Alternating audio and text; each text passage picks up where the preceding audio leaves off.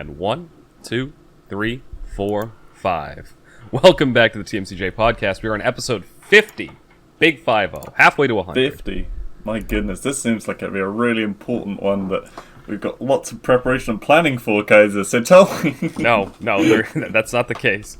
But think about it. 2 more, and we've been doing this for an entire year. 52 is the year mark, so we'll have to make that one special. We will. Even more special than normal. Oh, that tea is hot. I just burned my tongue. Good. So this morning, we're going to start off with a topic near and dear to both of our hearts, and that is very addictive games. So, I don't know, have we talked about Factorio before on the podcast? I assume it's been a year now. Those guys, I don't know. That's a good point. So for those that don't know, Factorio is this game, like it sounds, like you're constructing a factory.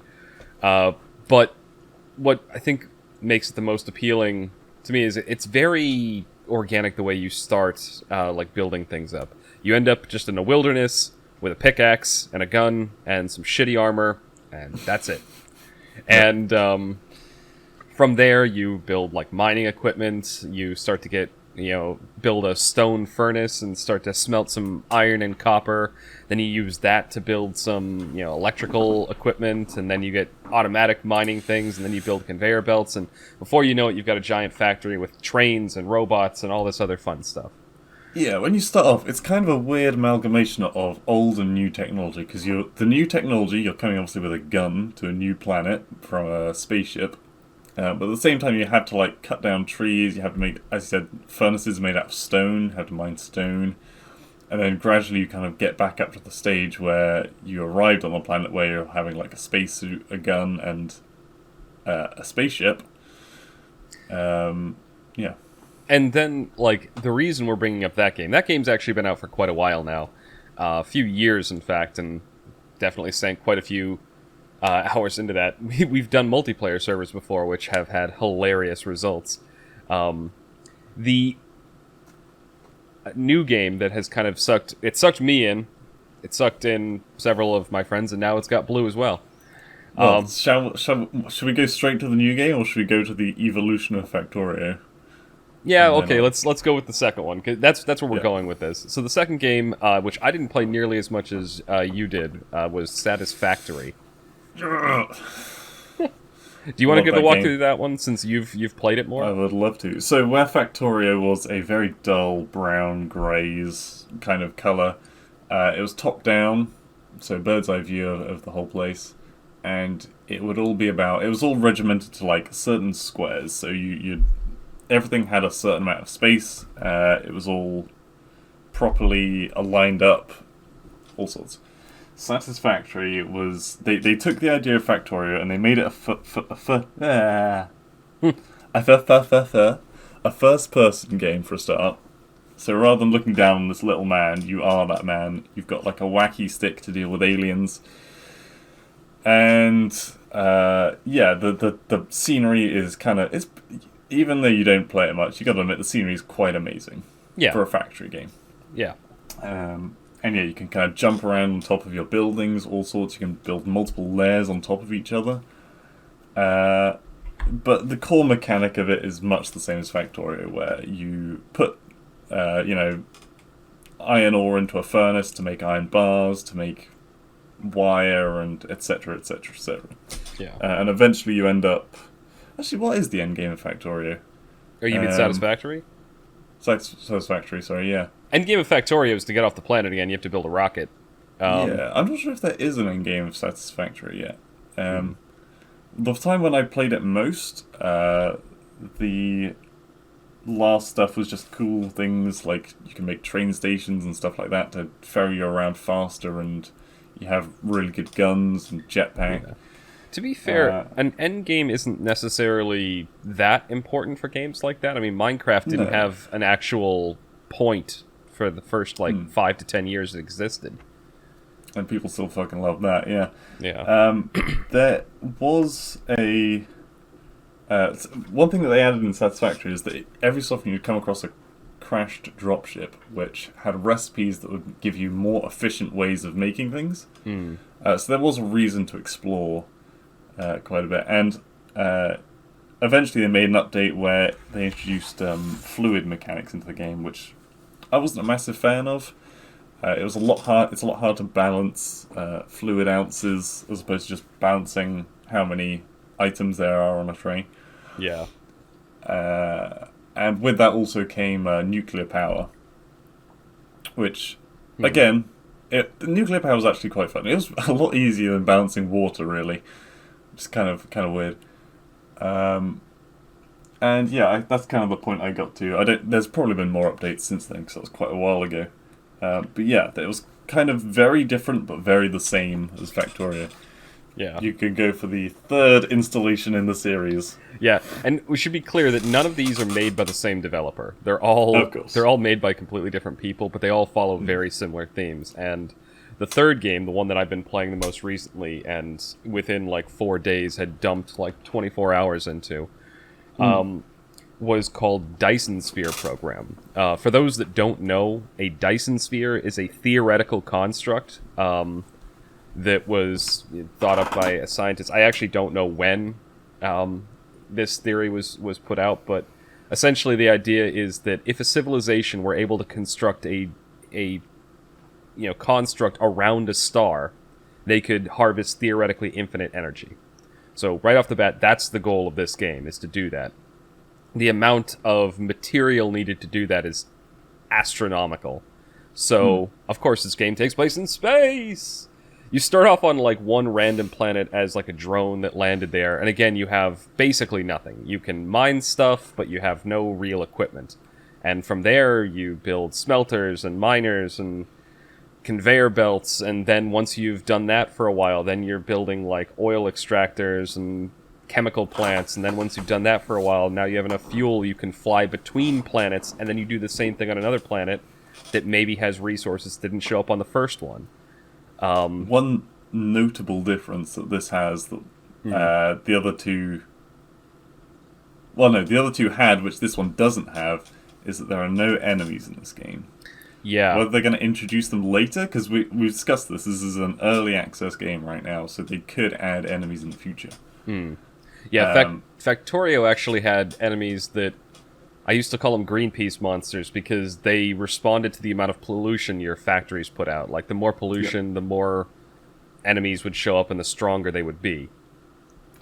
There seems to be a big push in this game on green renewable energy, though. Like, most of the energy-creating buildings are, like, either harnessing air or light, or I'm sure there's probably a water one, I'm not sure. I haven't encountered a water one yet, but, I mean, You say that, but I have so much, like, built up, like, coal and other resources. I've got, like, 80 furnaces on my home planet. See, okay, so I was like, should I make a furnace? Because I do, like you said, there's tons of coal in the starting planet. But I really like the look of the twirly, swirly air towers. And so I've got them, I'm slowly making my way. I'm putting them spaced evenly around any body of water. So all of the water in my world has been like lined with these swirly, whirly towers. Oh my god. I have... I don't know. I'm using solar panels because I found one planet that was rich in silicon, so I had tons of materials to make solar panels. So I think the next planet that I colonized, I went to the northern pole of the planet, the one that's usually facing the sun or always has at least some sunlight on it, and just put like 80 solar panels, and that's how that planet is powered. But even that isn't as efficient as putting down like 10 coal plants. Like, the burning fuel in the furnaces tends to give you a lot more energy. Yeah. I started putting down solar panels, and then I clicked on one and realized that they only give you 50 kilowatts more than the regular 300 kilowatt towers. Yeah. Whereas... And they only work during the day. It's like... And here's where the furnaces come in. They burn fuel, but they're giving you, like, 9 megawatts. And per piece of fuel burned, and they don't use that much fuel. especially when you start to get into the oil chemicals and you're making like sulfuric acid, you end up with a ton of extra hydrogen, and you can burn Really, that. hydrogen. So the point where I'm at the moment, and bear in mind I got the game last night? No, the night before. Yeah. And I'm currently at the stage where I've researched what is it, that like radar dish, the solar wave. Oh yeah. Yep. So that's the other thing. I think when you were talking about things being emphasized with like green energies, it's kind of in the name. We're talking about a Dyson sphere. The idea is that like solar It's energy is the whole efficient, yeah. point. So eventually, what you're at now, like you can put like solar sails around the sun, and then from the sun, you're using that dish to absorb the energy that's projected by those solar sails. The biggest pain in the ass, though, much like in Satisfactory, for me so far, has been how do you get hydrogen before you have the ability to what is it? Not plasma.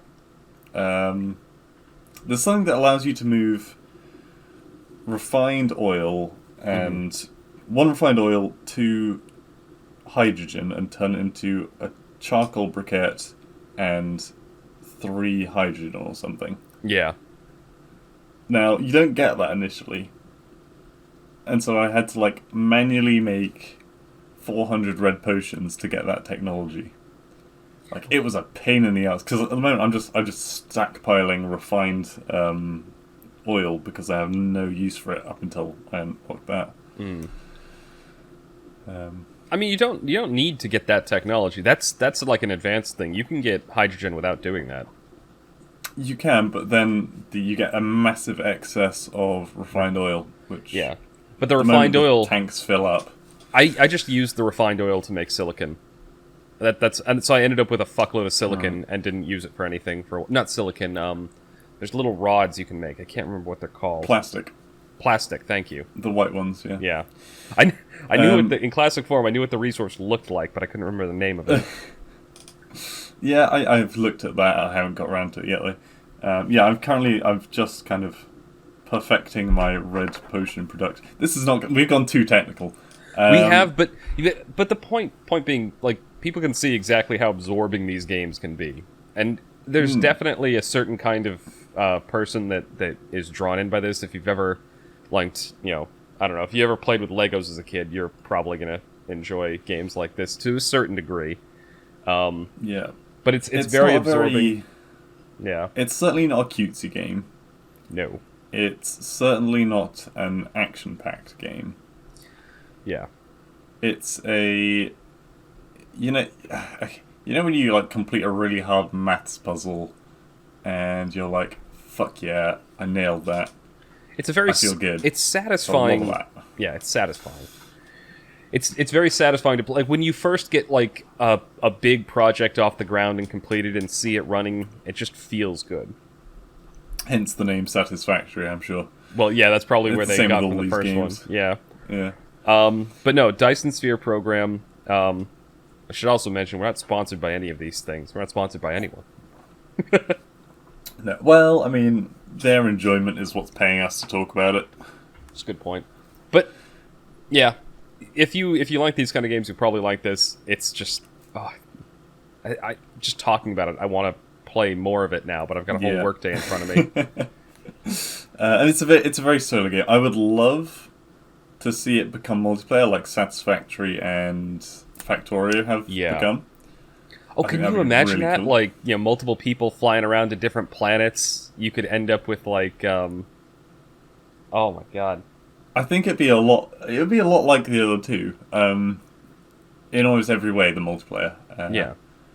But yeah, it's something I would be very excited. I'm sure they're probably planning on coming out with it because again, it's because it's still in early access. And the other thing is, it's on sale right now when we're recording this, but it probably won't by the time this goes out. But it's 10% off. Even full price, it's $20. Like, it's such a good. Oh, anyway, I've been being good, not buying too many games recently, but this was one. After I heard so many sparkling reviews from you and Kevin and like your friends I know have been playing it and loving it. Yeah. Jesse. Yep. Juan and Java both got sucked into. Yeah, and it is a massive time sink, but sometimes that's what you need from a game when you get sick and bored of all the other games. Yeah. I would highly recommend this game. So, now that we've been positive, I believe you had a topic that is significantly more negative. Well, I don't know how long this topic will go on for, but I had a freaking not a tantrum because it was well justified. I was pissed off earlier this week. Riot Games Valorant. Now we've shat on this game and talked up much in the past. Yeah. We should talk it, but we've both played it quite a bit. Yes. It's the actual... When you get into an actual game, the games are pretty fucking fun. Alright? They're better than CSGO because they have, like, a fraction of the cheaters. And that's about it. My issue is the same issue I had with CSGO. The matches are way too fucking long. Right, like, yeah, you want the short ones, like wingman matches. Exactly. I want, like, if they halved the number of rounds, I think I would love that game. Like, I'd actually play it significantly more. But upwards... I think just straight up copying Wingman would be fucking great. Yeah. The best of 13 is so long of a match. Unless you're completely dominating your opponent. Sorry, this was supposed to be your rant, not mine. No, it's fine. Also, it's first to 13, not best of 13. Oh, yeah, it was first to 13. But still, it has the potential to go on for 25 rounds. Or more, if it goes into overtime. Yeah, it's pretty harsh. But the thing I was frustrated about was I was getting on for the first time in like a couple of weeks. I was going to play with Yumi, and it was like, update, okay, fine, do the update, that's whatever. Finish the update, try to play it, it takes forever to load Valorant. I don't know what engine they use, I'm not particularly clued in about that kind of stuff, but it seemed to take forever, and I finally got in, and it was like, the game has crashed. And I'm like, oh, fuck my life. Okay, fine, sometimes this shit just happens, just try to boot it up again. Same thing happened, after about a 10-minute wait, the game crashes. I'm like, Jesus Christ. Yumi was like, I think I've had this problem before, just try restarting your computer, so I did. Restarted my computer, tried it again. 15-minute wait before it crashed this time. Like, the amount of time it's taking just to get onto the game was astronomical. So, I quit out of the game, I restarted it, another 15 minutes later, and it finally fucking worked. It took me like an hour to get into this game, not including the update. I mean, this is, I think, and this isn't limited to, like, Riot, but this is a trend that I don't like, and it really is happening more and more with these, like, live service type games. The ones where you have to... You don't buy them. They're usually free to play, or if they're not, they're usually fairly cheap, but they basically make their money off of, like, just only multiplayer. There's no real story. It's like, it's a model that was kind of started with Overwatch, but, well, not really. COD, I guess. Yeah, I guess COD started doing it before that, but the game type I'm talking, like, it's just multiplayer. You get on, you play multiplayer matches, and there's battle passes, you unlock stuff, or you buy stuff, you can buy new characters, buy new skins for weapons and things like that. There's a serious emphasis on just getting them out the door and getting them running so they can start making the cash, and then use the cash to patch the game into actually working. Well, hopefully they do that. Hopefully. But that's what I mean is the worrying trend, is it's really, really annoying that... I mean, these games are successful, so there's going to be people who continue to purchase them and continue to buy things on them and continue to make it a viable business model. And I know we have very differing views on exactly what sustains gambling, but in my mind, these online-only games are kind of like gambling. Like, you're not using money. I'm not talking about, like, microtransactions or anything like that. You go on, and there's, let's say, a 50-50 chance that you'll either win or lose. You'll either have a good time or a bad time. It's a 50-50 gamble every time you start up one of these games that you're going to enjoy it or you're going to fucking hate it. Yeah. I mean... and more often than not, with the way that these games, the kind of people they attract, because they are more easily pissed off, is that even when you win sometimes, you're still going to be not happy because your teammates are douches. Yeah, it's a lower barrier for entry, and you think that it would get better as you climb up in the ranks in these games. Like maybe people in the higher ranks are probably going to be like better. That's doubtful because they had to go through the the absolute gauntlet of people who were Yeah, that's like I hear a lot from people is that they're all like, oh, once you get to silver or higher, it's so much nicer, it's so much more fun, people are so much just kinda bullshit. Alright, first of all, a lot of the people that say these things haven't ever been in silver or higher. And I don't mean that in an assaulting way, I'm just like, they seem to think that the grass is green on the other side, but... They have a dream for the future. It doesn't really, like, you still get... People say that in CSGO you only get cheaters at, like, silver and below. Well, silver is the lowest, but whatever. Yeah. And once you get to, like, master whatever, then it's all just really good players, and it's really nice call-outs, and people take the game seriously. Now, people have hacks that are good enough, and are good enough to hide them. You just don't realise that they're cheating as often, maybe, in the higher levels. People don't just stop being assholes when they get to a certain rank. People just get better at hiding their cheats, or I don't know. Yeah, it doesn't help. It doesn't help getting higher rank.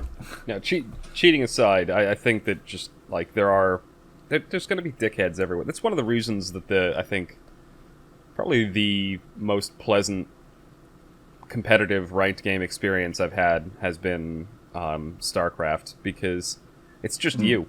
There's no teammates to yell at you. You can't yell at your teammates. If you fuck up, it's your fault. Can you do rando matchmaking 2v2? Yeah, you can. Okay.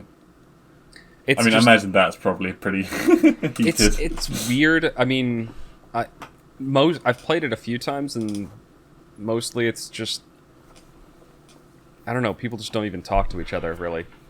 Maybe it's different at the higher ranks. The highest... So, in Team 2v2, I've gotten as high as Masters before in StarCraft. In Ranked 1v1, I've been in Diamond for a while, but... Sorry, these ranks probably don't mean anything. The more common ranking system that people work off in these games now starts off low, so it goes like bronze, silver, gold, platinum, diamond, master, and then there's usually some kind of a pro league above that, like global, yeah. But they're different for every fucking game. Yeah, they're all slightly different. Yeah.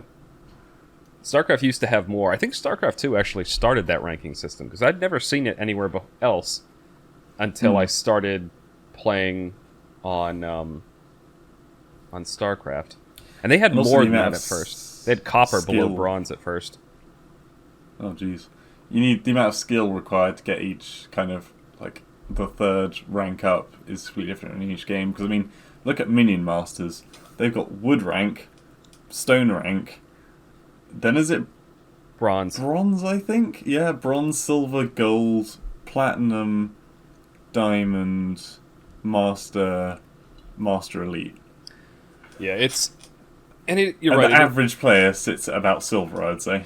It's an exponential difference. I know in StarCraft, like, bronze is like 30 to 40% of the population. Silver is like another like 20% of the population. Gold is only like 10% of the population. Platinum's only like 5%. Diamond's like I'm pulling these numbers off the top of my head, but each rank up is a smaller and smaller portion of the total player base. Yeah. But yeah. Oh my god! Now I want to play StarCraft. Why is it a work day today? Why do I have to work? I want to call in sick. So you can pay for all those microtransactions to get Raynor a new summer hat God before damn it goes off of sale. Don't start me on fucking microtransactions. Do you think you would enjoy StarCraft 2 with cosmetics It has. if you could earn them in game?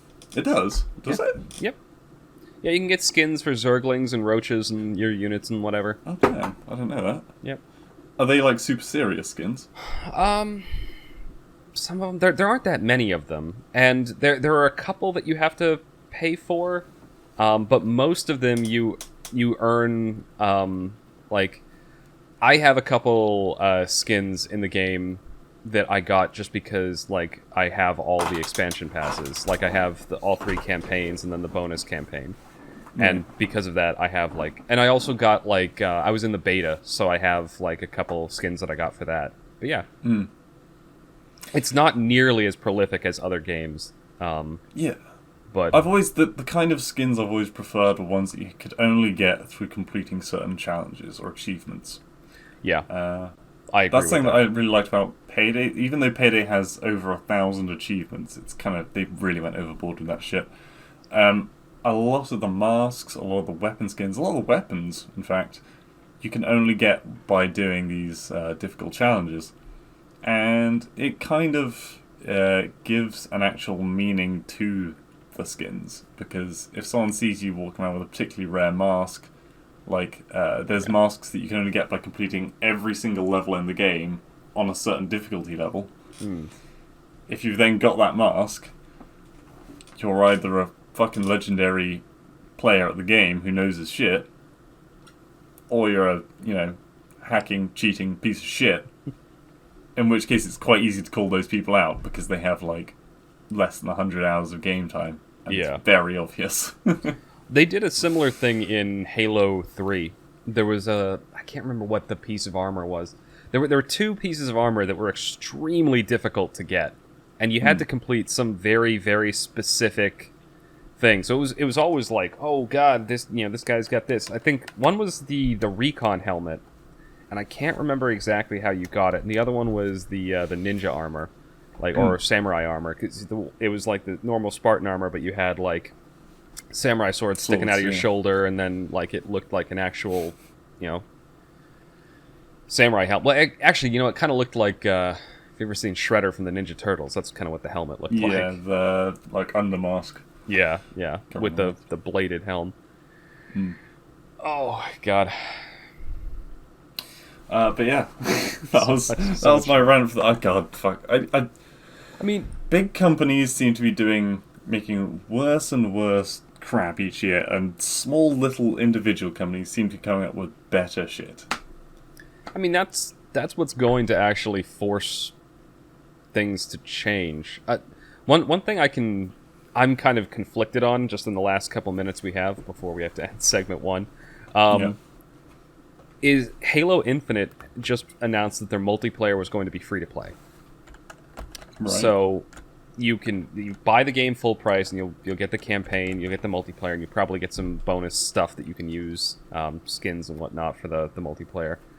Maybe there's other features or whatnot, but the multiplayer itself is going to be free to play, which is either going to do one of 2 things. Like, either it means that it's not going to be great, and they are like just hedging their bets, trying to make it a live service model, or they're making this move to try and make sure that they have a solid and consistent player base. Like, they're not going to run out of people to play the game. And I'm hoping it's the latter.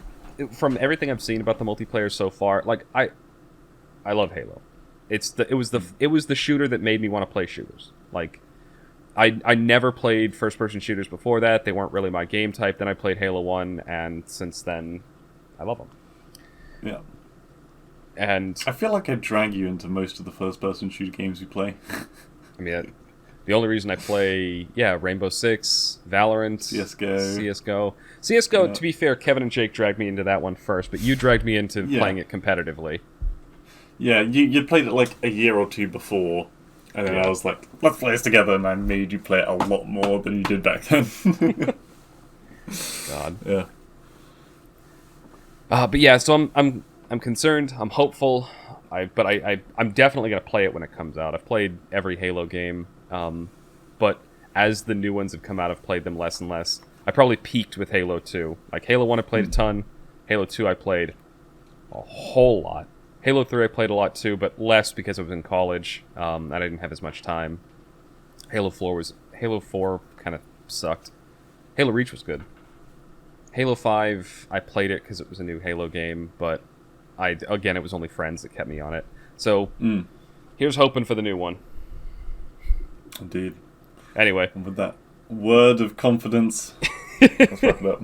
Just that tiny little, oh God, please don't be shit. Don't shit on me again, company. God damn it. Alright, this is going to be the end of segment 1 of the TMCJ podcast. Thank you all for listening, and you will hear us again momentarily for segment 2.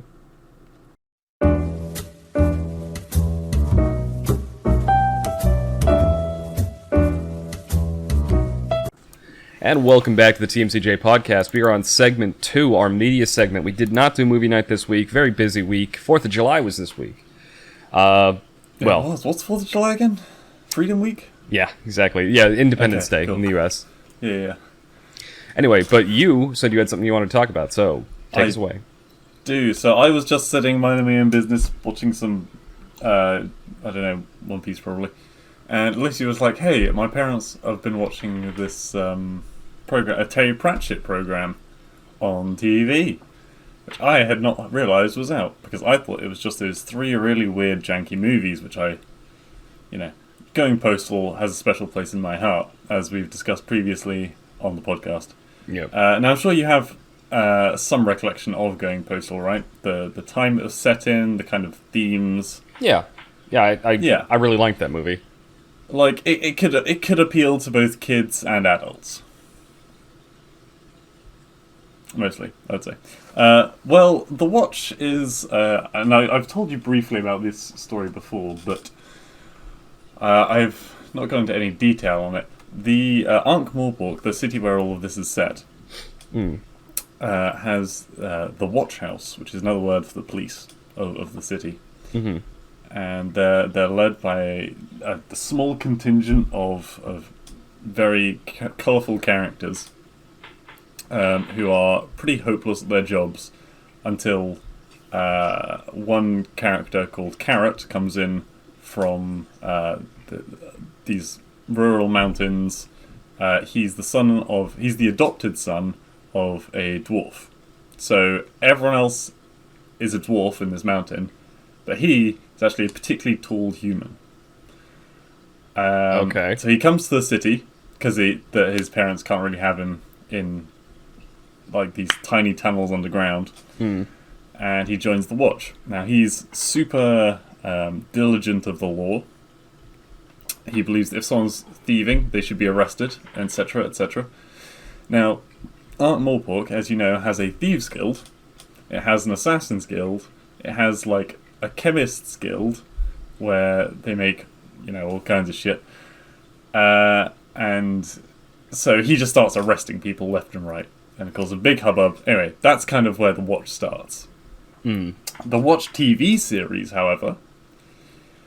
Again, I'll just cast your mind back to that quaint, kind of old-fashioned style that they had, where crossbows were kind of the most advanced thing that they had. Yeah.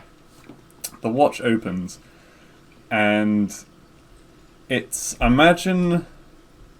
What's the description I gave Alicia? They're wearing leather jackets for a start. Already, yeah, your eyes are squinting. They're wearing like the police on chain things with like the medallion, whatever, on their chests. Yeah. They've got like very fashion forward everything, like dyed hair, stuck up spiky hair,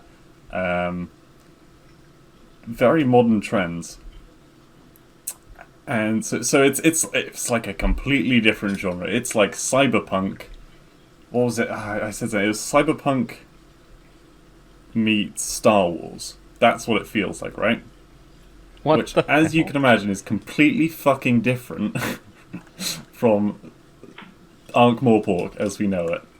So they just took like the general story and theme of the They took a few of the main characters. yeah. They took all the names, and they took a, a lot of the attributes. Like, the dude was still the son of a dwarf, and he came to the Watch. Yeah. So, like, it's close enough that you can say that they're trying to be true to the book. And then they have this massive curveball, where it's actually in a completely different kind of time zone, it feels like. And yeah, they're all like, it's not just like shitty crossbows they're walking around with, it's kind of like modern day crossbows, if that makes sense, like Yeah. handheld, An arbalist. I guess, yeah. And so Death is in it, which I think Death is a very important character in Terry Pratchett books, but they made him look fucking ridiculous. He looks like, a shadowy figure in a cloak, which is great, that's fine. He's got a scythe, that's good. And it's a pretty small scythe, but whatever. But they've stuck like two blue LED lights under his head. And it completely takes, like, it looks wrong. And he sounds like someone you'd meet in a pub. He does not have this ominous... Don't get me wrong, Terry Pratchett humanizes all these gods and death, etc., by giving them voices and such. But Death should still have a booming voice. He should not be like... I mean, I don't want to over-exaggerate, but he's kind of like, alright, governor, you know why you're dead. Oh my god. It's like, what the fuck? That's not Death. Made Death sound like a shitty administrator. And I don't know, one of the things... So The Watch, obviously, probably my favourite part of the Terry Pratchett series. They've taken out the two... probably most important... Okay, not the two most important characters. The one most important character, and a kind of... not as important, but still integral character.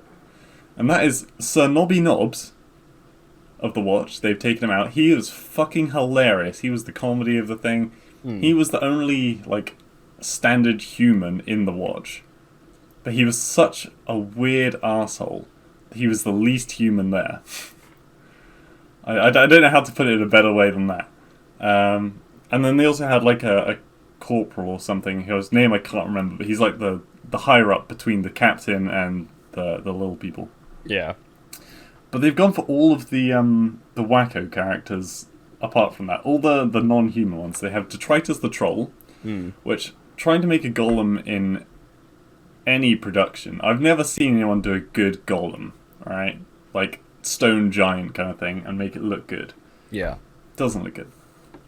There is a female dwarf in the books, right? Now, in this world, as in many of the fantasy worlds, even female dwarves have beards, right? Yes.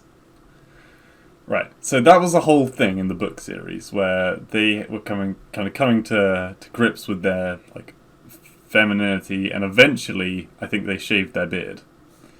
In this, they have just kind of taken a lazy route, but also a route that's very politically correct, where they've just put a transgender character in.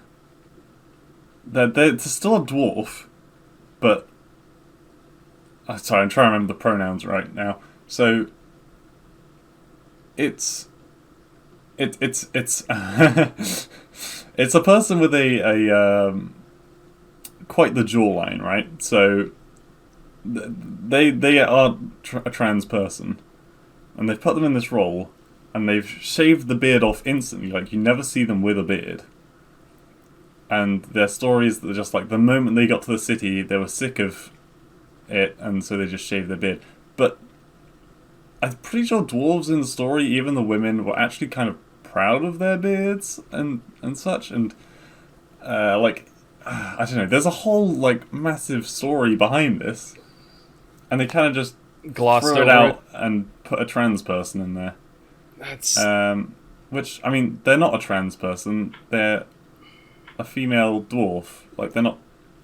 I don't know. It kind of annoyed me. it sounds And like, from what you're describing, like all of this sounds like somebody who had a passing understanding of the source material and just decided to write their own story with a Terry Pratchett skin on it. yeah, it's like a lot of the characters have similar traits. Like I said, Carrot coming from the mountains. He's also, still trying to catch all the criminals. But for some reason in this, he's a bit...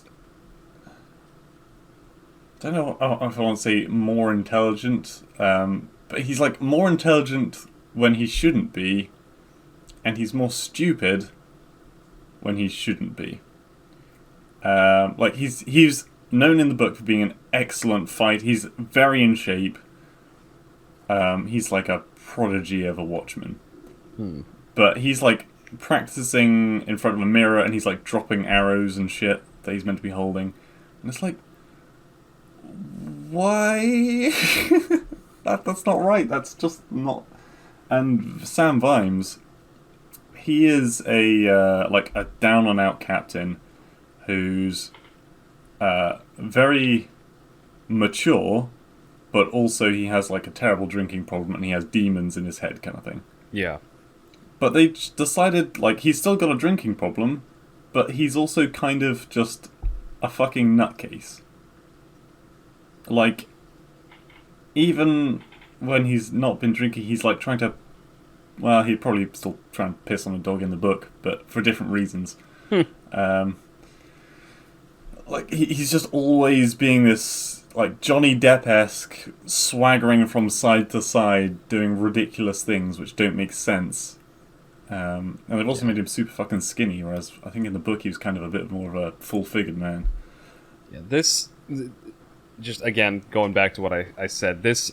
The more you describe of it, the more I'm, like, very confident. It's somebody who, like, saw maybe some Terry Pratchett movies, maybe heard the books described to them by someone else, and they're like, you know what, these are some cool ideas, but I can do it better. And they just decided to write their own fan fiction poorly, and it got greenlit to go on TV. But there's also aspects of multiple of the Watch books, because for a start, they, like, straight up shoehorn in the fact that Carrot's will be girlfriend, and by the way, it's very obvious that they're going to be girlfriends in the boyfriend in the TV show right off the bat. They very quickly tell you that she's a werewolf.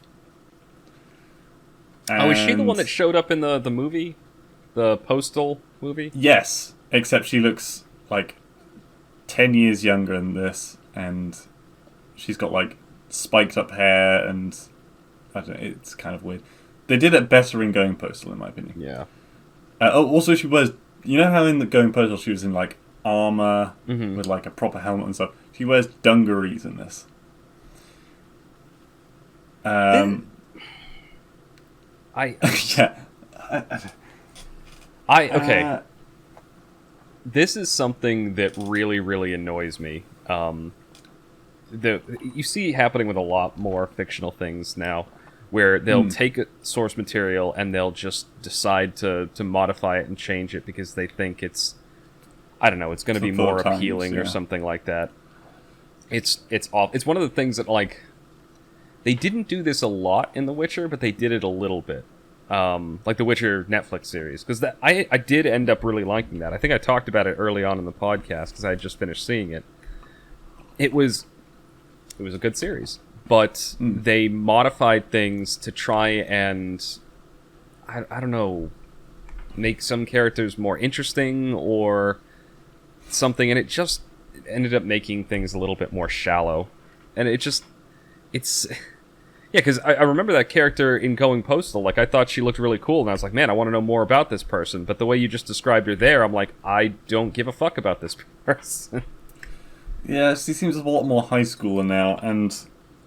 they've obviously they've mixed around with the timeline, as we said. So they have these imps in boxes which act like cameras. Basically, in the Terry Pratchett world, cameras don't work how they do in this world. In a camera, there's a tiny little imp with a paintbrush who just fills in what's happening really quickly, and then makes a whole bunch of these slides. And So Vimes reaches into one of these cameras, which shouldn't even be around at this point in the story, but whatever. Pulls out the imp out of the back, and by the way, the imp looks so fucking stupid in this. It looks like they've painted a man green, and they put some silly putty on his face. Like, the budget for the fucking costume on that was awful. And he pulls out these slides, and suddenly he has an iPad in his hands. It's like, wait, no, you just... if you're going to show the imp drawing the fucking thing, then you can't have, like, an interactive camcorder iPad bullshit. Like, and they also... it seems like the main story they've taken from one of the books where... I can't remember the exact details of the book because it has been many years since I've read it. But Vimes finds the person who killed his old mentor, who also used to be his old friend. And the guy, Vimes could have arrested him, but instead he let him fall to his death from on top of a building. And instead of the guy dying, he goes back in time, goes forward in time and fucks with Vimes in the present day. And so you see, it's definitely that plot, because the exact same thing happens, and in the first episode you meet the guy, and he's like still as young as he was back then, but Vimes is now 20 years later. Whatever. They've cut up so much, they've cherry-picked too much.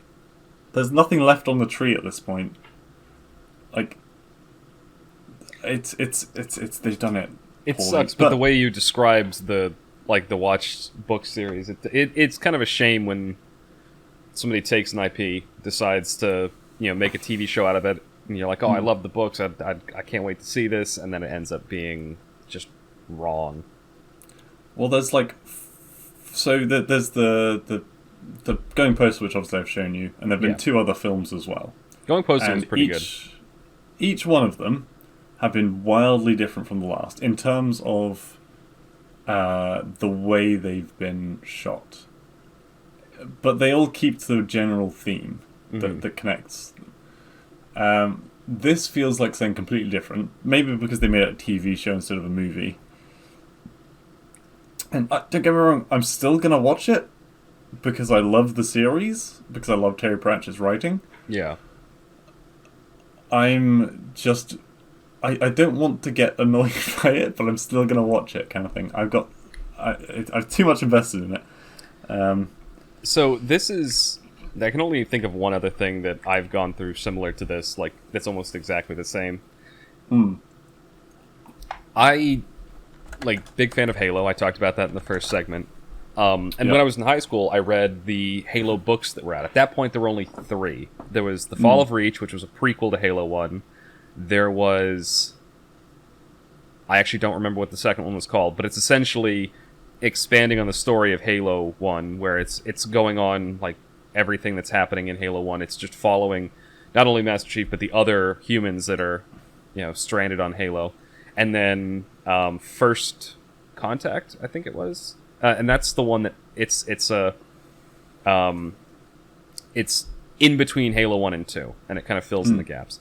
Fall of Reach is an excellent book. It's the origin story of like the Spartans and everything. Love it. I've read it multiple times. They made a animated series when Halo 5 came out to go with it. And I was like really excited. It's like, oh, I can finally, I'm going to see this. No, they fucking butchered the story. It was so bad. Like they tried, and they did what they always do when they bring books to TV. They try to, not always, but it happens more often than not. They tried to like spice everything up, and they simplified the plot. And the things they cut out were some of my favorite parts of the story. Right. Anyway, I don't want to get too deep into that because I did actually have something I wanted to talk about in the media segment. But I can sympathize. There's one last thing that I will mention about it. Sure. And that is a particular character who, about halfway through the Watch series, or maybe a bit later than that, becomes Vimes' wife. Mm-hmm.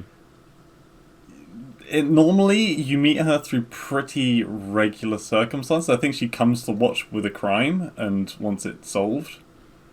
In this, episode 1, Vimes gets knocked out from behind when he's doing a routine investigation. He wakes up in her cellar, chained to a breeze block, and she's telling off like 8 different people in the cellar who are also chained up for not like stopping crime in the city.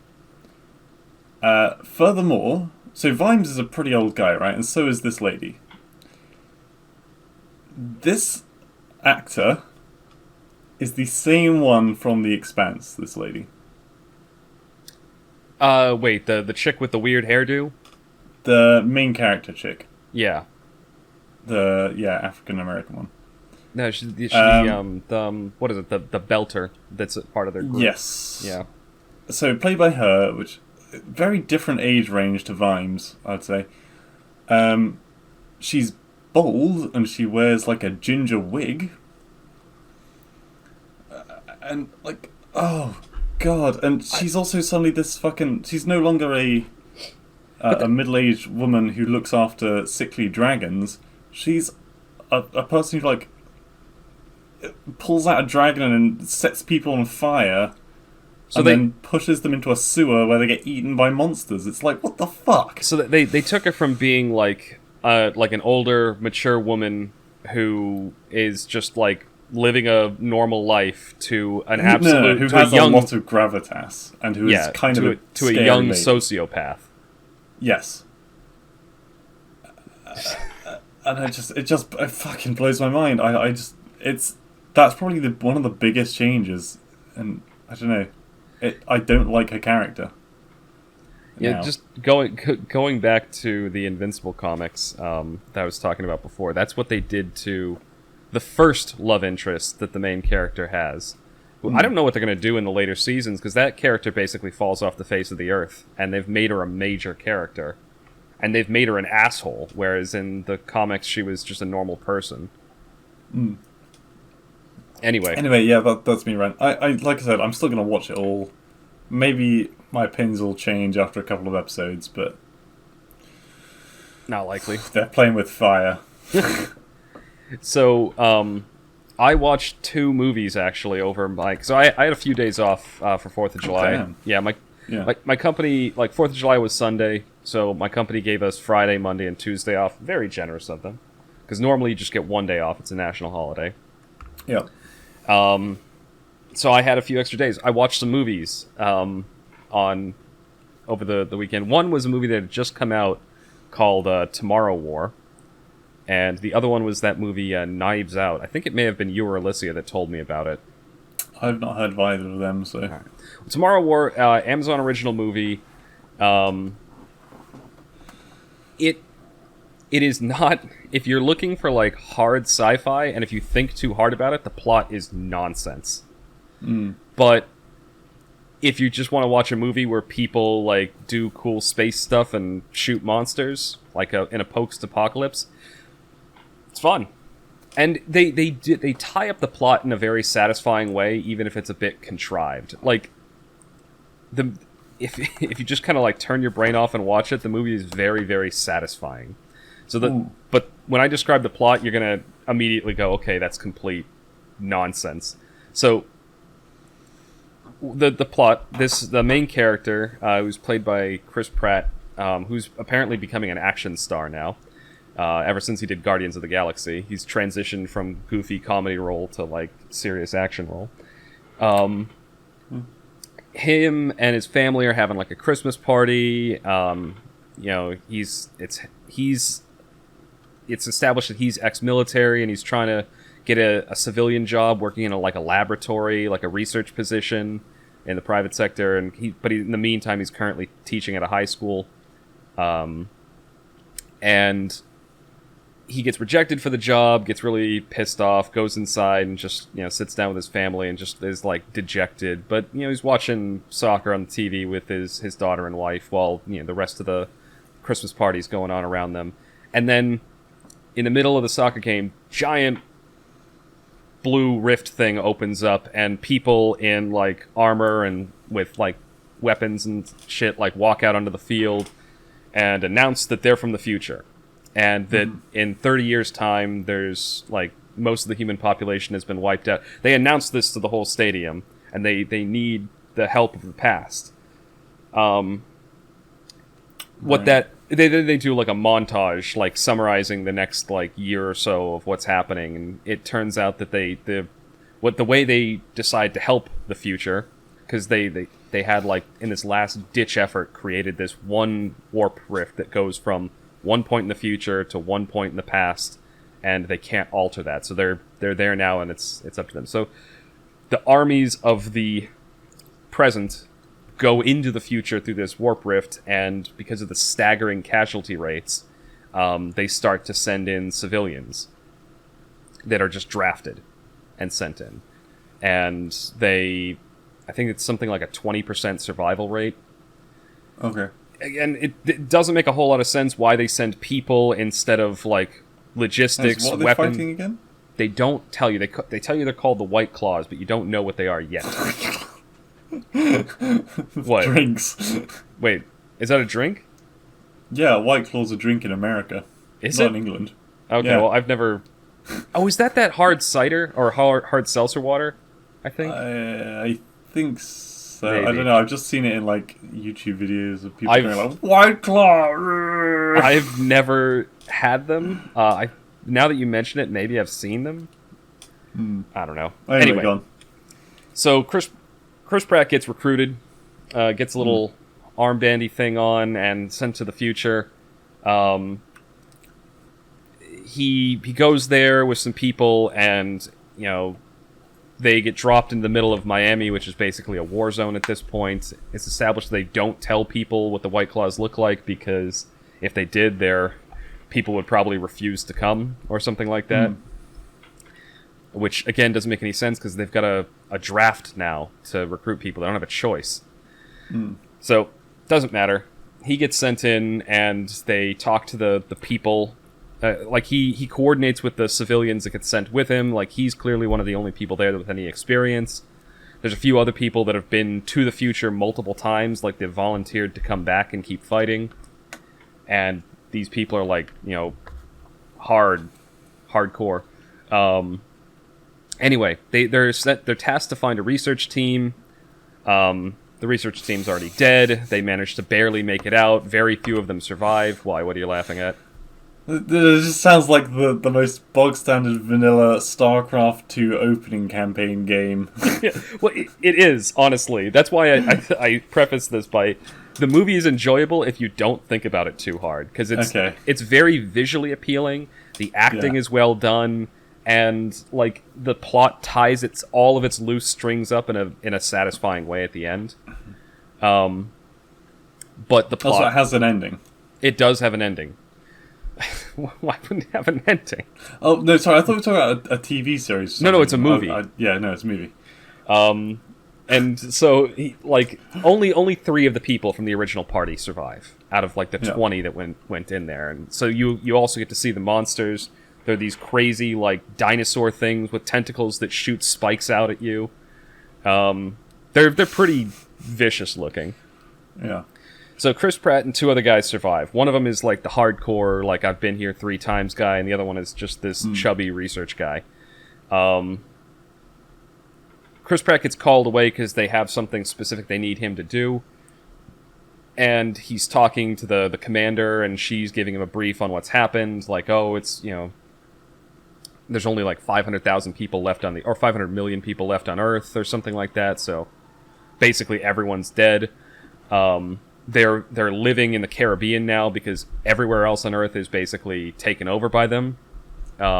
They've got like a fortress island that they're all in, and they've got like one plan left, and that's but before like she gets through the explanation, someone comes over to her and says her name, and it's Colonel, and then it's the same last name as Chris Pratt, and he realizes that's my daughter in the future. Yeah. And so they have a bit of a moment together. And then she briefs him on the plan. They used a toxin that wipes out all the males. So basically it's like kind of like an insect species. There's a queen, and then all of the males are just like drones. Kind of like the Zerg. Kind of like the Zerg. Honestly, now that you say that, the parallels between it and a lot of the StarCraft campaigns are pretty stark. But the toxin doesn't work on the queens for some reason. So their goal is to capture queen, to synthesize a toxin that'll wipe them all out. Yeah. They manage to do it. Chris Pratt disobeys his daughter's, because she's his commanding officer, disobeys her order to try and save her, and she's pissed at him. And then he asks, like, what happened, because she's clearly angry at him for more than that. And she reveals that what he did in this timeline was he never found satisfaction in his life, and because that lab job and stuff didn't pan through, and eventually him and his mother grew apart, they divorced, and he dies in a car crash. And so the daughter, like, really never... Like, she loved him, but she never really forgave him for that. And so they have... He has this moment of just, like, God, am I really that shitty a person? Like, is that what I become? And so he has that moment of self-reflection. They manage to synthesize the toxin, and they have a few more heart-to-hearts where, like, clearly she's starting to forgive him for what he in that timeline did, and... It's a very touching moment. But that goes through, and then the queen is being sensed at this location where they're studying her, and so like hundreds and hundreds of thousands of these things are all swarming through the ocean towards this fortress island that they have. And so they can breathe underwater? Or they can swim really well. Okay. Can they fly? Yes, they can glide. They have like webbed thingies. They're basically like an apex predator. Okay. So they can operate in the sea, they can operate on land, they can operate in the cold, they can operate in the heat, like just everywhere. I mean, they wouldn't even really need, like... Alright, theoretically, land in the middle of a fucking ocean. There's no fucking way we could do shit about that. Just colonize the ocean. That's what, 90% of the Earth? Yeah, 70%. 70%, right. Yeah. And then just... Anyway. But, so the giant, big-ass fight scene with, like, the last remnants of humanity trying to fight off all these alien or beast creature things, whatever they are, before they get into the island. And that's when his daughter reveals, like, her big plan is to, you know, they don't have the technology or the industry anymore to synthesize enough of this poison to wipe out everyone. So her plan is to send him back in time with it so that he can give it to people in the modern day who can then synthesize a shitload of it. And then he can come back with or somebody can come back with a shitload of it and wipe out everything in the present. Yeah. Or at least kill them when they show up in the past. So, hang on, I'm picturing it, right? So she's waving goodbye to him as he walks through the portal, then she turns around and there's like an old version of him with like a buttload of chems. You think that's what would happen, but no. The base gets overrun, basically everyone's dying, she's severely injured because she's gotten attacked, and like, he's gonna get teleported back automatically in like a few minutes. And so it ends with like her falling into the ocean with like all these things swarming below her like sharks, like, so she's gonna die and like he dives after her, but he gets teleported back before he can like grab her, so she's dead. And because this island base was destroyed, that the time rift thing is dead, so they have no way to get back to the future, but he's still got the stuff. So he gives it to the people in the present, tells them what they need to do, and, you know, apparently because of all the trauma of all of the people being sent to the future and the casualty rates and the knowledge that these things are going to show up, there's riots all over the world, like tensions are rising, nations are talking about, like, you know, posturing to go to war. So no government wants to really deal with this right now. So it all culminates in them, like him coordinating with some of the people that went to the future with him and some other characters that had shown up throughout the movie in the present, and figuring out that these things don't show up in 30 years. They've been here for hundreds and hundreds of years, but they're buried in the ice caps. And so he leads like kind of a commando team up to like Siberia in the Russian ice caps, because that's where they showed up, it's established. And they find it was actually like an alien ship that was carrying them as like cargo. And they go through, and I'm spoiling the plot because honestly, if you're watching this movie for the plot, you're doing it wrong. Like, it's a fun plot, but it's not very intelligent. Yeah, so they've stolen the Prometheus thing about the ship crashing, and there's an other organism on board the ship that some other alien species was looking after. Yep. And now, cool. And so they go in, they manage to blow up the ship, and there's a very satisfying ending where, so Chris Pratt's dad, who's established early on in the movie as like a Vietnam vet and had some trauma and left his family, and so they had a rocky relationship, and they make up, and because his dad's the only is a pilot and is able to get them to Siberia kind of under the radar, and there's this really, really satisfying, one of my favorite scenes and lines in the entire movie. One of the aliens gets out, and it's the last one, and they have to stop it because it's a queen, so it could keep breeding, and then they could come out and what? But if it's the only one, it can't. No, they don't know exactly how these things reproduce, so they don't want to risk it getting out. Okay, like an Alien again, where it's just one mother that just that could pop out a bunch of them. Yeah. Anyway, so his dad, who's played by the same guy who, in the original Spider-Man movies, the guy that played the head of the reporting agency. I can't remember his name. Johnny Joe Johnson Jameson. Yeah, that guy. Yeah. He plays his dad. And there's this hilarious scene where Chris Pratt thinks that his dad's about to get chomped because the queen's, charging, and you can see a figure kind of in the distance, and it's his dad's jacket, and it grabs it, but it's just a snowdrift with the jacket on it.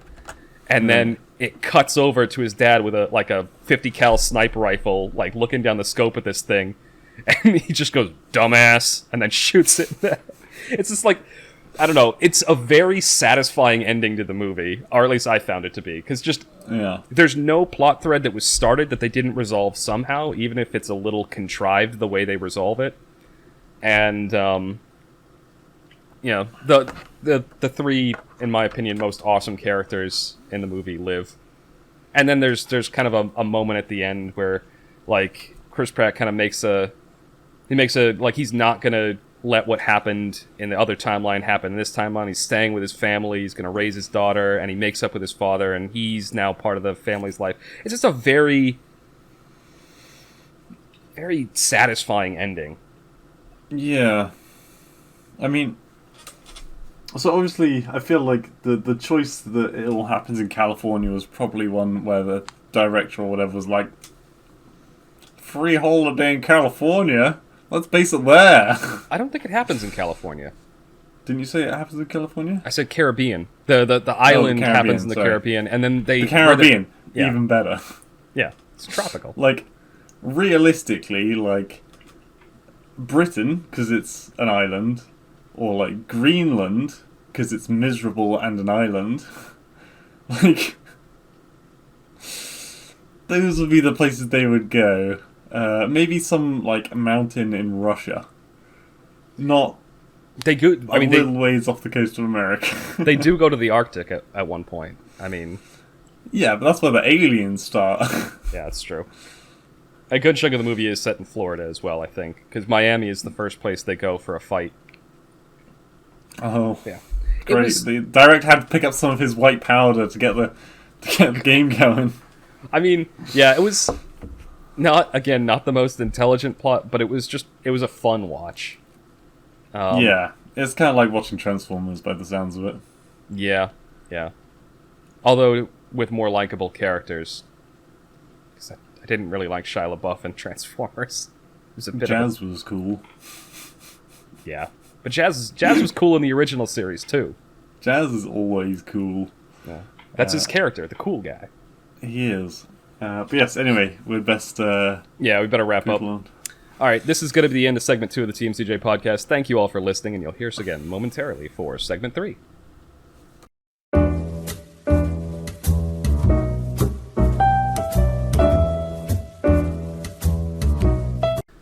Welcome back to the TMCJ podcast. We are on segment 3, our wild card, and this week we are back to a book review. We talked about Red Rising before, and I've actually been reading. Well, I finished the second book weeks ago now, and I'm almost done with the third one. I kind of took a break because I'd been speeding through it. And I knew that we had to do this, and I had to remember most of what happened. Now, the last one of these I did when I was describing the plot. I had just finished the book, so it was fresh in my memory. Golden Sun is a few weeks off now. Oh, did I say that? Yeah, sorry. Second book in the Red Rising trilogy, the original trilogy, Golden Sun. In the last book, we established that it was a kind of I don't know if it's somewhat dystopian like future where humanity's colonized all the moons and terraformed Mars. It's empiric. Yeah. It's a very authoritarian structure. So the society is established that it's very stable and very somewhat peaceful, at least in the lower... Strong and stable. Yes, exactly. It's stable, but it's not... It's pretty much the polar opposite of egalitarian, where you've got people physically different amongst the different classes, reds being at the bottom, golds being at the top, and then everyone has their color in between. Blues are like pilots and tech people, greens are media people, coppers are like the money people, whites are the justice department, pinks are servants. Silvers. I don't remember. Silvers. Yeah, what are the silvers? I don't know. They barely show up. They're like administrators, right? No, Quicksilver was a. Oh yeah. They're like just below the gold, so they're like the industrialists, the media moguls, the businessmen. Yeah.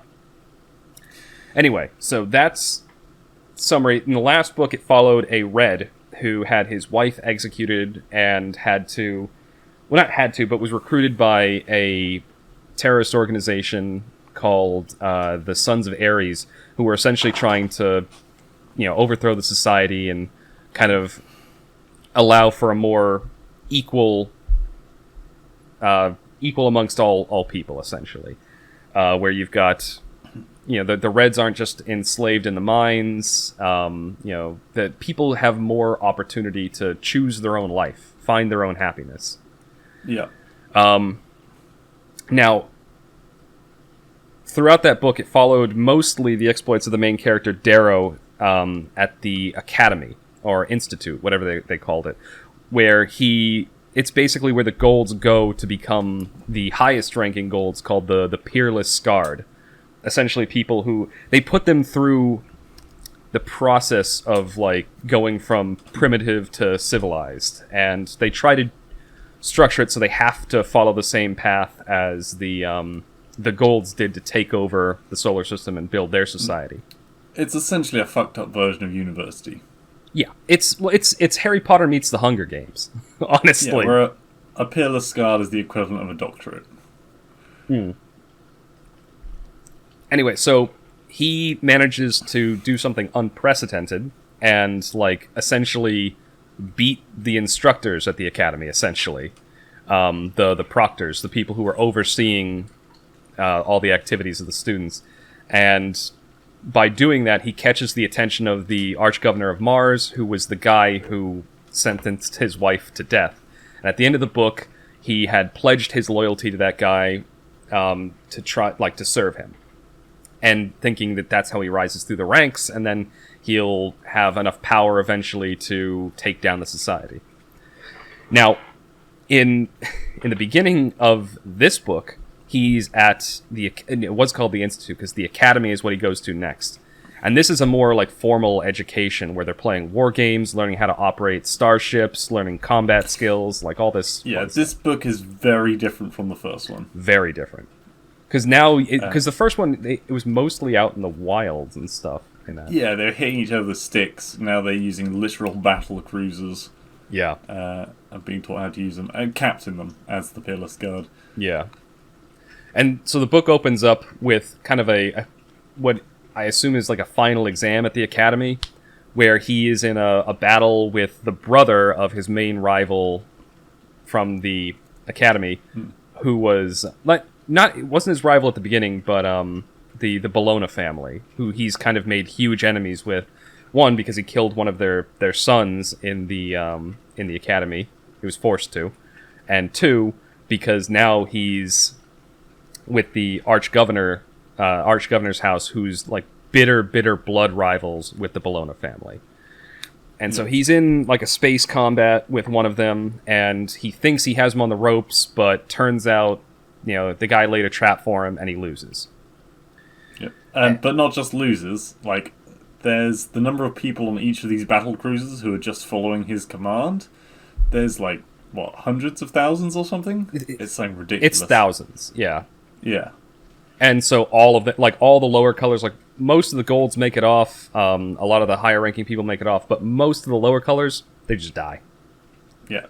Many thousands of people just die in a training exercise at the academy. Yeah. And so it's revealed at that point that, well, not revealed, but after that, that whole humiliation, essentially, he's talking to his sponsor, the Archgovernor, and they kind of introduce a few other characters. The Archgovernor's got this guy named Pliny, who's essentially, he's what people call like a bronzy, as Flat. kind of... Yeah, sorry. As a derogatory term, golds, like lesser golds, are referred to as like bronzy or something like that. But he's more of an administrator and a politician rather than a peerless... He never went to the academy or become a peerless guard. That guy's kind of manipulating, conniving, but the Archgovernor essentially is like, all right, we can't deal with this humiliation. Your contract's being traded to another house. We're going to Luna for this big conference, and, sorry.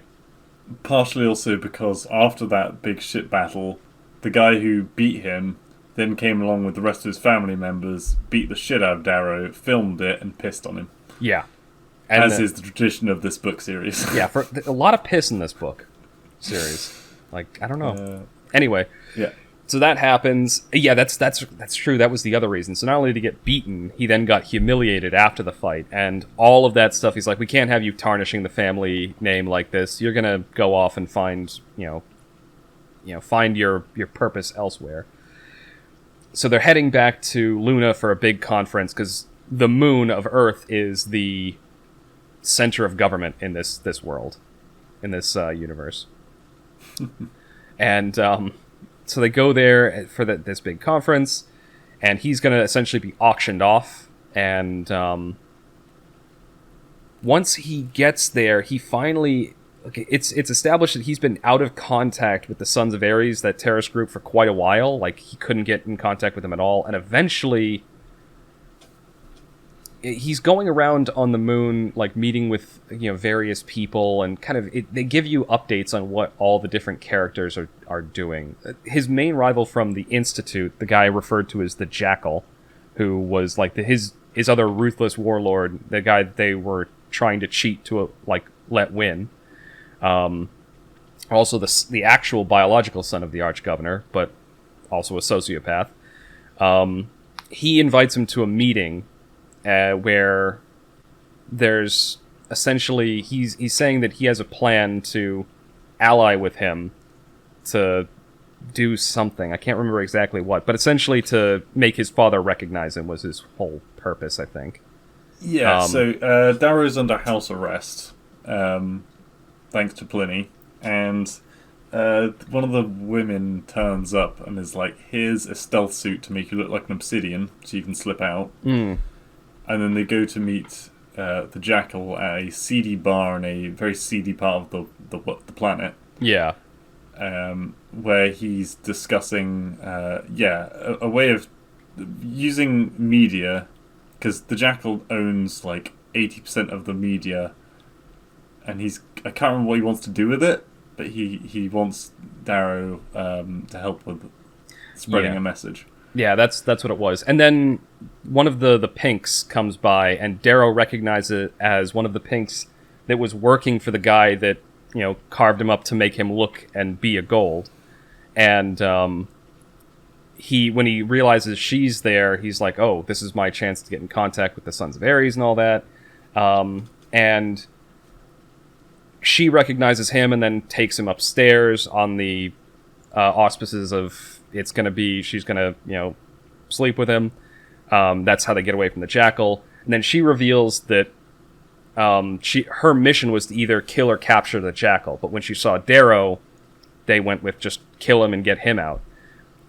Darrow realizes, oh shit, there's a bomb down there, and if the jackal dies, then so does my chance to actually, get out of this shit situation I'm in. So he rushes downstairs, grabs the jackal, barely gets him out before the bomb goes off, killing everyone else in the bar and severely injuring the jackal. So Darrow saves the jackal. The jackal's grateful, and then he goes off to find where the Pink that he knew and the other woman from the Sons of Ares, Harmony, the super violent one from the first book. Yep. And so they have a bit of a powwow there. He's super pissed off at the Pink because she seems perfectly okay with the fact that she just murdered thousands of people, or hundreds of people that were in that bar. Yeah. And also who were like just regular pinks and reds and greens and grays and all the other random low colors. Yeah. And anyway, so they have a bit of a heart-to-heart. Harmony, Mickey, the guy who turned him from a red into a gold, he's there too, but he's clearly very harrowed. They've basically got him as slave labor because they stole all his assets and are forcing him to make like beefed up red soldiers to help them fight. And Darrow at the time is like thinking like, oh, they have no idea what they're getting into, like, because he's seen the kind of power and technology that the Golds have, and he's like, a couple people with like, beefed up arms aren't going to do shit. But Harmony tells him that she has a mission for him. She tells him that the first guy that recruited him is dead, and B, the original leader of the Sons of Ares. Yeah, well, apart from Ares himself. Exactly. Yeah. And she tells him that he can't talk to Ares or anything like that. But his mission is this. He's going to go into this big conference that the Golds are having with a bomb around his neck and then just detonate it in there. Suicide bomb the whole place. Yeah, it's like a ring. Is it a ring? I thought it was a necklace. Okay, never mind. Okay, it's a ring. Ring. He's fiddling with it, yeah. Yeah, okay. So it's a ring. And essentially it's like a thermonuclear bomb, and it'll blow up the entire conference. Him along with it, and it'll kill all these leading Golds, and she thinks that'll be a way to topple down the society. And like the queen as well. Yeah, that's true. The sovereign, I think. Sovereign, that's the word, Octavia Aulun, who resides over the entire universe, pretty much. Yeah, the whole solar system. So he doesn't want to do it. He says this is stupid. Like, you don't understand what you're doing. And then she accuses him of getting too close to them, and then to convince him, she shows him a video of his wife being hanged, and then through audio enhancement reveals that her last words to her sister were telling her to go home and hide a crib they had at home because she was pregnant. So not only did the governor hang his wife, but also his unborn child with her. Which he didn't know about. Yeah. Which he didn't know about. And so now that like not only depresses him, but finally convinces him, like, it puts him into shock, and he's like, okay, I'll do it. Yep. So he goes back, and one of his friends, the poet guy, Roke, who's one of his closest confidants and closest friends still, he injects him with something to put him to sleep, so that he can't go to the conference, and he doesn't want him to get blown up with everyone else.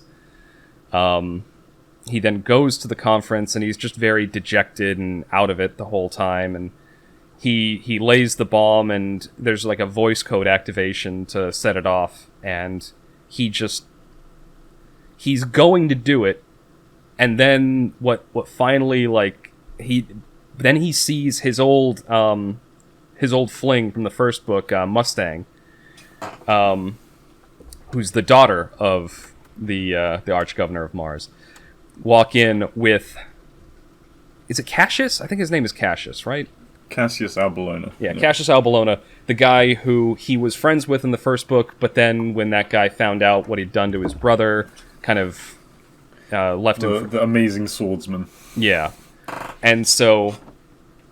those two are together. They're coming as a couple to this thing, which again he finds a little weird because their two families are bitter blood rivals. Excuse me, I just burped. I hope that didn't come through on the mic. He goes out to try and clear his head and think about things, and has actually, I found a really interesting heart-to-heart with Cassius's older brother. I don't know about heart-to-heart, maybe head-to-head. But there was the way they described it in the book, and I really liked this line, and I wish I could remember it word for word, was that he was most comfortable around him because they both hated each other bitterly and knew it. There was no pretense, no false, formality or anything like that. And something he says, sets him off a little bit, and that's when Cassius walks in. And so he wanders out to clear his head, and that's when he kind of, snaps into focus. And he's like, what am I doing? This bomb isn't going to fix anything. It's there's so much... so many better ways to do this, and he knows what he has to do to take back power and get back on the right track to accomplishing his mission of taking down the society. And so he goes back into the room and just very loudly and boastfully talks about who he is and some of the things that had happened to him, the guy that pissed on him and everything. Walks across the room and then jumps up onto Cassius's table and leans down right in his face, kicks a pitcher of wine into his lap, and then goes and challenges him to a duel. Yep. There's a bit of talking with Mustang and stuff first, but there is. Yeah, there's some more dialogue there, but I'm trying to get through the major points. Yeah. It's a much more long and intricate scene than I'm describing. Anyway, so they finish that, and then they go out into the yard to have a duel. Cassius, very, very... Which has been authenticated by the Sovereign. Because they're not meant to normally be dueling in a place like this. But the Sovereign was like, alright. The Sovereign says she'll allow it, and she allows it, it's kind of implied, because Cassius is such a great swordsman, he's not going to lose this. So she thinks... Oh, by the way, Cassius has also just been promoted to a really, really high rank, in the society. I think he's... And also... Sorry. No, go on. I was going to say, and also, there's heavy rumour that he's going to be one of the Sovereign's guards. Yeah. And so, it's she's like, okay, this is an easy win, I'll let him, kill this riffraff, this nobody, who just got pissed on. And, so they have they start the duel, and everyone's gathered around and watching, until it becomes apparent that not only is... Darrow a match for Cassius, but he's clearly outmatching it. Well, actually, the first part of it, Cassius is overwhelming Darrow. Easily. Yeah, but it's all a feint. Yeah, it's all just to make him think that he's going to win.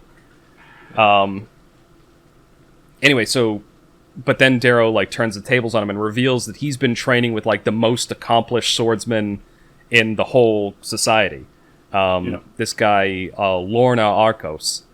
And he eventually... Then he just starts picking Cassius apart. Cripples him, injures him, cuts his arm off at one point, taunts Cassius's father into trying to stop things, and the Sovereign... and the Sovereign even tries to stop things at one point, but, people point out that, hey, once you start... You sanction this. It's got to go to its conclusion. Fucking Pax's dad is there. Yeah. Oh my god. The Telemanus. The Telemanus guys. They're so awesome. I'm trying to think what happened. So he cuts his arm off. And that kind of ends the duel. Then things erupt into an actual brawl. The two families start going at each other, and the friends of the family start going at each other. And the reason of it is because it was a fight to the death. That was assured from the start. The Sovereign said it, and then the moment the Sovereign saw that her expert swordsman was about to die, she stopped the duel. And multiple families, including the Telemanus and the faction that Darrow was from, was about to get kicked out of, were like, what the fuck, this is double standards, this is not the gold way. Yeah. And that's what kicked off the riot. Yeah, and they start to... Then, yeah, it's a riot. So his goal in doing this was to try and start a civil war. And so this is the first stages of that. They run off, bloodied and harrowed, but they manage to make it out, and they head back to their estate, and the other families head back to their estate, and they make plans to get off the planet and stuff like that, and they're like, yeah, we can't have this. He was going to kill Cassius, and then Mustang kind of persuaded him off of it, and he did it for Mustang, he let him live. Yeah. But then that's when the brawl and stuff breaks out and everything. So that goes on, and then he's kind of now re-endeared himself to I think their family name is Augustus, maybe? The Jackal's family. Yeah, I think it's Al Augustus. Yeah, Al Augustin, maybe. Anyway, so they get back, and then in the middle of the night, or they realize that things are getting even more out of hand, apparently the Sovereign planned to just slaughter their whole family and their allies in the night. And this whole brawl thing kind of set that off and made it even, Sorry. During the riot, quite a few smaller families actually got completely wiped out, including the children and things. When they're running away to the ships, they talk about, just multiple families that are completely unrelated are just, taking this opportunity to cut each other down. They take the opportunity to settle old grudges and take down people that were family rivals at one point. Anyway, so they managed to fight their way to a point in the family estates where they know that other people are, some of their other friends. And I can't remember exactly how they get to this point, because there's a passage of time where they think they're safe, and then the real slaughter begins. And Darrow manages to save the Jackal and Roke and a bunch of their other friends. And they're trying to escape on a shuttle, to get off the planet. And Roke is pissed that Darrow injected him. Yeah, he is. And that's how they get off the planet. Darrow kidnaps the Sovereign's grandson and is holding him hostage, he's her heir. In fact, I think Severo does it. Yeah, you're right. Severo. No, you're right. Mustang does. No, it is Severo. Mustang does it, but Severo's there.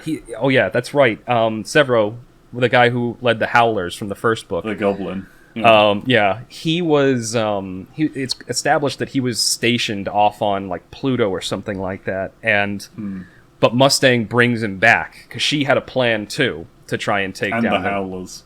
Yeah, and so she brings them back, and so they burst into his room. And then throw down a bag on the bed, and the bag's moving, and it's the Sovereign's grandson inside. And so Darrow and the Howlers go off, and they go and try to save the Augustins, who are under siege in their own personal estates. Yep. And that's when they rescue everyone. They manage to get to a shuttle and are heading off planet.